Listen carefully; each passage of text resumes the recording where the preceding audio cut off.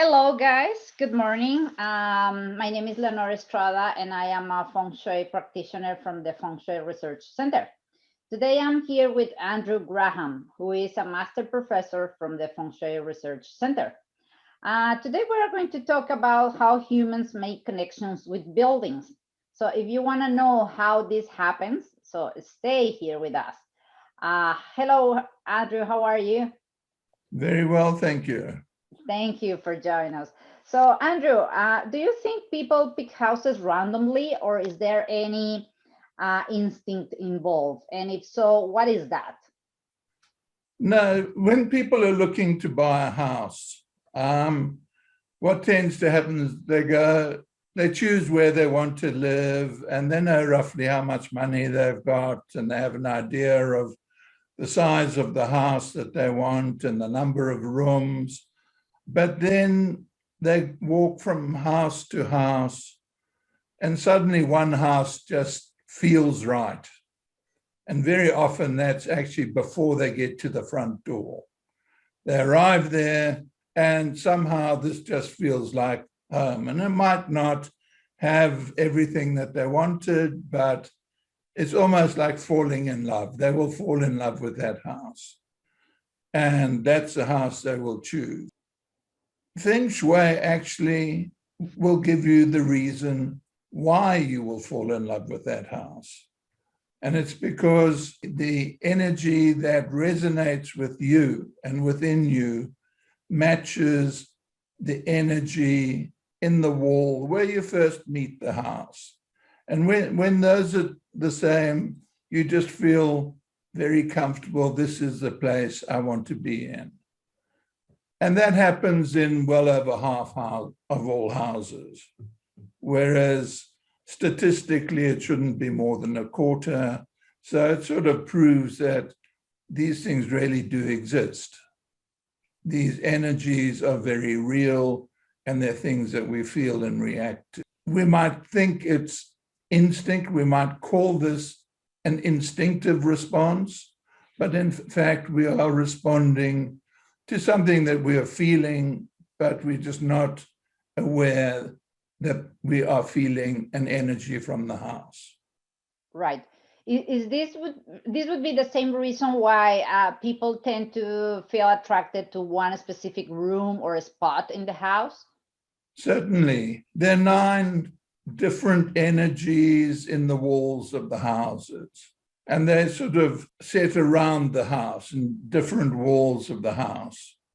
And 3 or 4 of those energies will just feel good for you.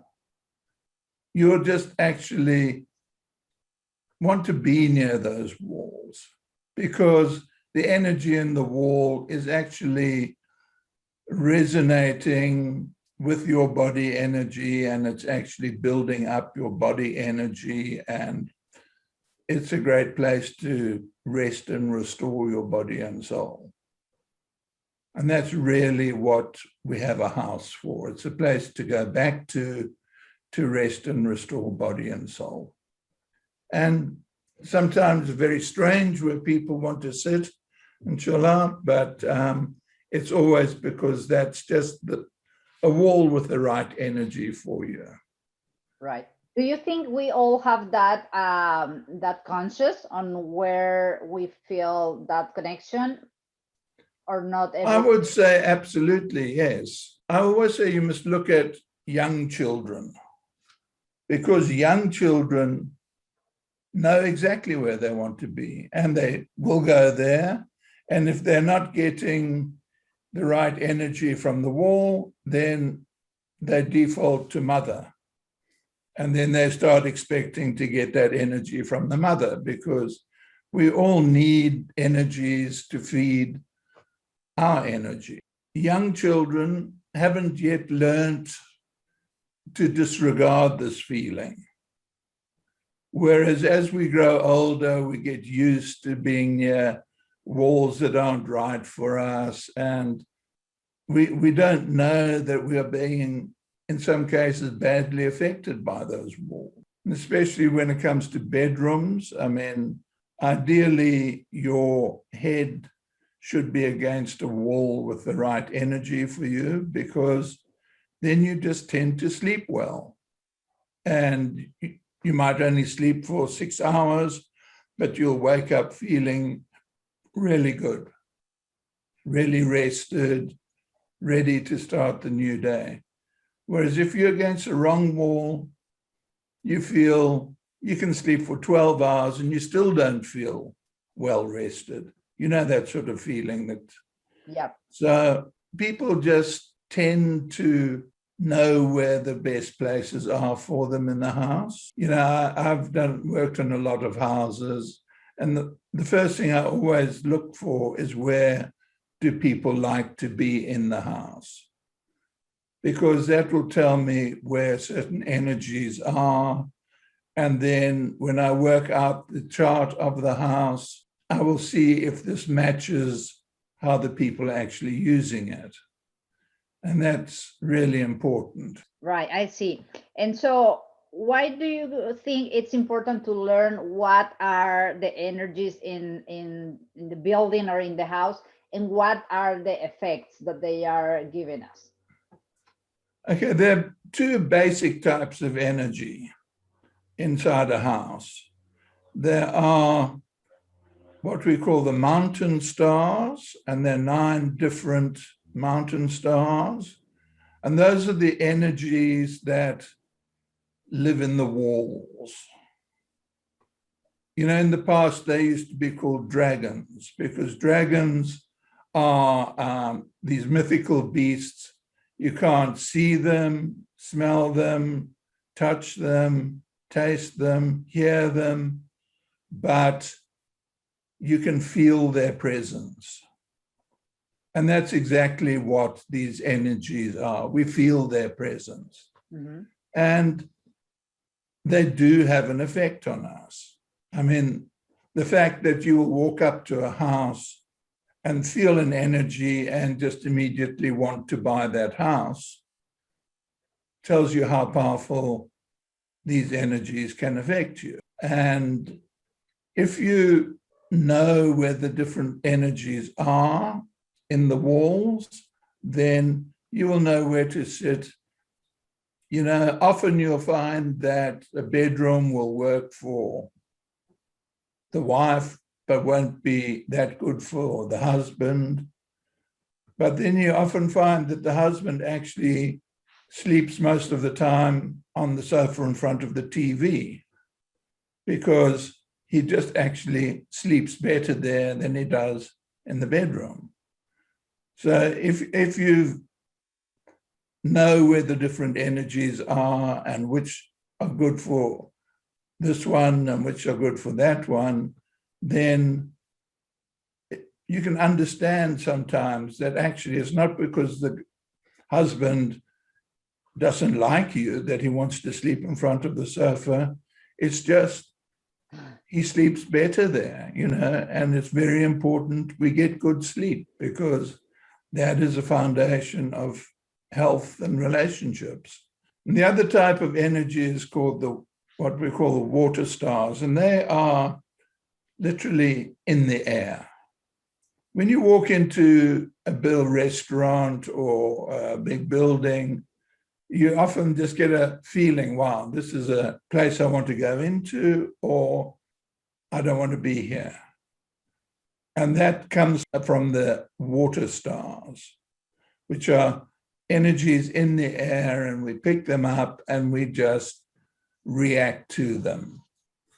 And everybody reacts in much the same way to these water stars, and they affect our mind rather than, whilst mountain stars affect our body and soul. And these water stars affect our state of mind. So there's one really good one at any one time. And it used to be called the noble water dragon, because, again, these are dragons, you can't feel them, etc., but you feel their presence. The noble water dragon brings fame and fortune. So where you're in the presence, What does it take for have that feeling? People subconsciously feel it immediately. Mm-hmm. Yeah, it's a very, very immediate feeling. And it's just that feeling as you go in, yes, I want to be here. No, I don't want to be here. Uh-huh. And if you've got the right energy, the noble water dragon or noble water star, then it, and you sit there, that's where you should work, for example, because it almost tunes you into the universe. And somehow people will think about you when they're looking for something, and they'll contact you. And when you're in that energy, you'll just tend to take the right decisions. So, if you live in a house where this energy is flowing through the house, your life just goes much better. Certainly. Whereas if you've got bad energy, there's a bad energy which sort of muddles your mind, and and it demotivates you, so that when you are aware that there's a problem, you just won't do anything about it. I see. And they often say mess is bad feng shui, but it's usually bad feng shui that causes mess. Because where there's bad energy, yes, there's a problem. Yes, you should tidy it up, but you just don't do it. You're just not motivated to do it. Whereas where there's good energy, you will. What about, Andrew, to wrap up with this interesting topic? When you're aware of where the bad energies, let's say, are located, is there something you can do about it? Is there a way for you to make it work? The way I describe it is that you can make a bad energy much better, but it's never going to be as good as a good energy. But you can stop it causing those sort of muddle-headed problems. And there are different ways of doing that. I tend to get my clients to paint the room or bring a lot of warm yellow and gold colors into the space, because that yellow makes you feel happy, and that sort of overcomes the problems caused by the bad energy. Good energies, we boost them. And that's the point of having a water feature in the right place, because it boosts that good energy and making it much stronger. And then it spreads further into the house. There are other energies. The one that causes a lot of conflict and theft, for example, I suggest red colors, because that just calms it down and seems to work very well. Another one can bring health issues into your house.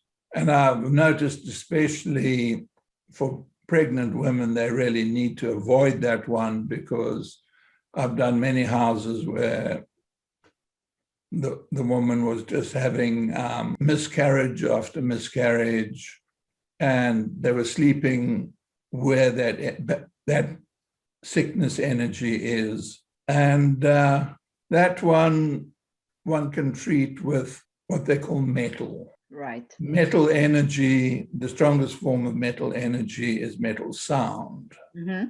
That's the reason why all the monasteries in the East have gongs and bells, because in fact, the purest form of metal sound is a Tibetan prayer bowl. Mm-hmm. Where that vibration is metal energy. For example, I have a grandfather clock, which I inherited from my grandmother, and it's been in the family for probably 200 years. Wow. And I can feel when that clock isn't working. You know, if I forget to wind it up, suddenly a presence disappears from the house. And you can sort of feel that energy is missing. Then you wind it up and get it going again, and it just calms everything down. So there are different things one can do in houses. Sometimes we put in a new door or a new window to let the good energy come in. There are many ways of making your house just work better for you and feel better for you. That's wonderful, Andrew.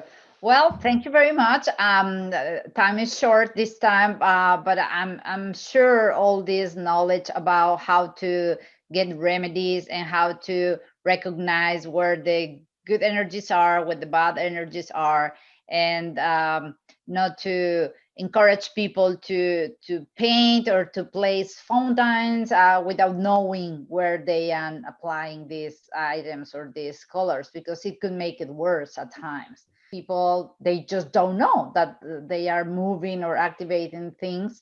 You know, I have what I call a 10-day rule, which is when you buy something new and you bring it to your house, yes, and you put it somewhere, if it's still in that place after 10 days, yes, then it's probably in quite a good place. Okay. Whereas people feel instinctively if they put something and no, it just doesn't work there. Okay. Then they must listen to themselves. This is the problem, is we've forgotten how to listen to ourselves. That's right. Because we instinctively know what's right. Try not to make plans out of the space without being there for a while, because they absolutely, this is going to be the office, this is going to be that or whatever, without actually get the feeling first. And then they spend tons of money make that beautiful office, but it doesn't feel good. And people still working on the couch with the computer on the lap. Sure, we all have that instinct, just need to we do.